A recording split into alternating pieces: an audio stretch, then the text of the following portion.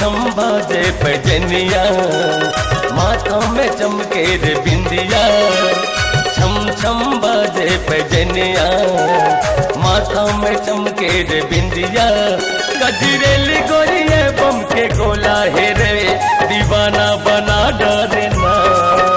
अलबेली गोरिये बम के गोला है रे, मुला मजनू बना डाले ना। छम छम छम छम बाजे पैजनिया, माथा में चमके रे बिंदिया। छम छम बाजे पैजनिया, माथा में चमके रे बिंदिया। गजरेली गोरिये बम के गोला है रे, दीवाना बना डाले ना। अलबेली गोरिये बम के गोला है रे, मुला मजनू बना डाले ना।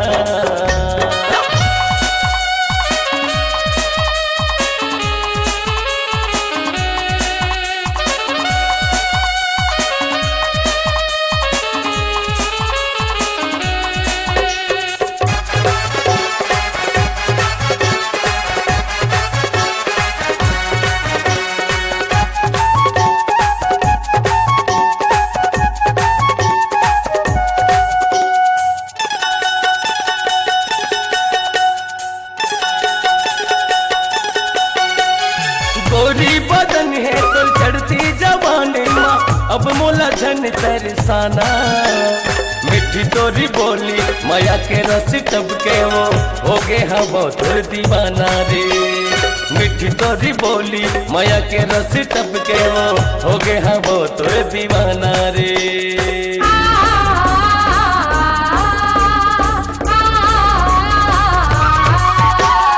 गोरी बदन है तो चढ़ती जवानी माँ, अब मोला झन तरसाना।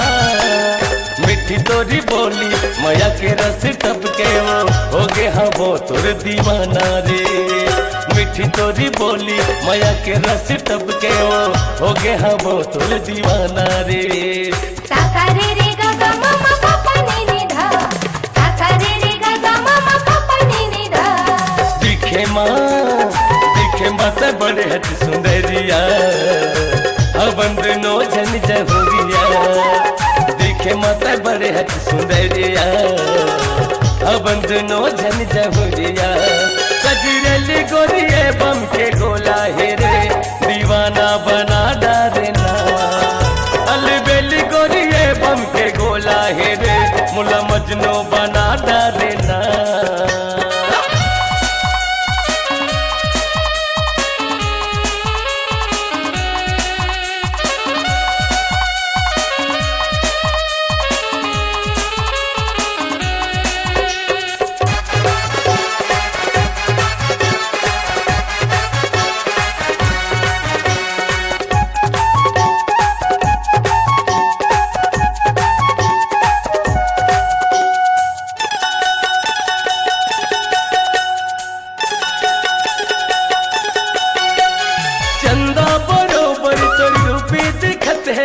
नैना रे कारी बिजरिया, हवत कुमारी महू हव कुमारा।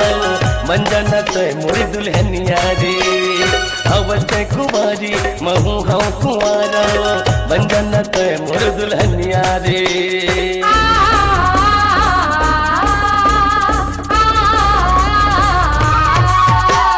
चंदा बरोबर तोर रूपी दिखत है, नैना रे कारी बिजरिया। हवत कुमारी महू हव कुमारा, मंजना तय मोर दुल्हनिया वो। हवत कुमारी महू हव कुमारा, मंजना तय मोर दुल्हनिया रे। सा रे रे ग ग म म प प नि नि ध, सा रे रे ग ग म म प प नि नि ध।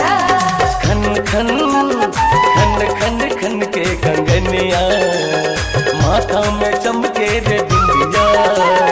खन खन खन के कंगनिया, माथा में चमके रे बिंदिया।